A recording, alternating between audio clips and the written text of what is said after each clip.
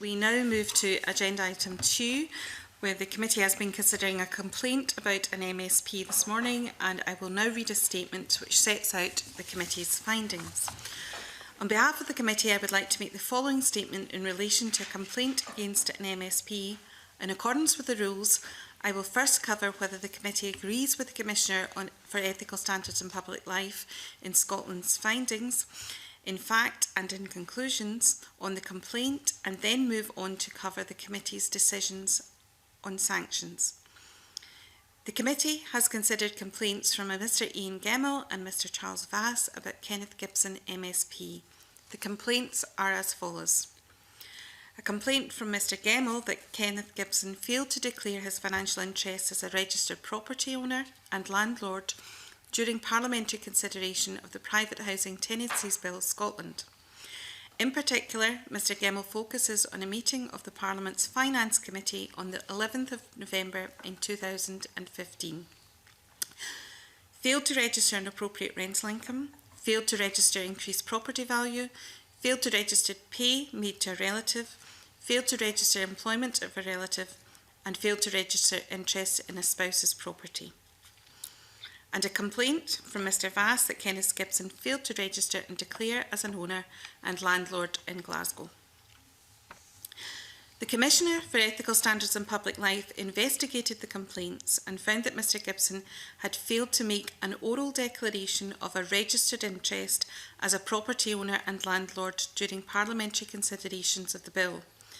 This being the case, Mr Gibson was in breach of the relevant provisions of the Interests of Members of the Scottish Parliament Act 2006 and the Code of Conduct for MSPs. In respect of all of the other elements of complaints, the Commissioner concluded that there was no evidence of any breach of the Code or the Act.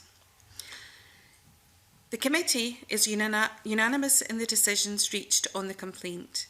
It agrees with the findings in fact and conclusion of the Commissioner that Kenneth Gibson breached both the Code of Conduct and the 2006 Act. Accordingly, the committee admonishes Kenneth Gibson for his failure to make an oral declaration of a registered financial interest. However, the committee does not consider that the breach justifies an imposition of sanctions on Kenneth Gibson on this occasion.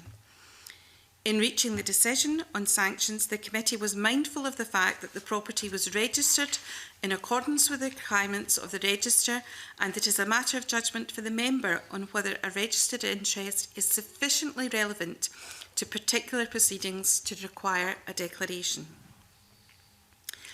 In general terms, the committee regards the oral declaration of registered interests to represent an important aspect of parliamentary transparency and accountability. The relevant wording in the Code of Conduct is as follows. Any member who has a declarable interest in any matter shall declare that the interest before taking part in any proceedings of the Parliament relating to that matter.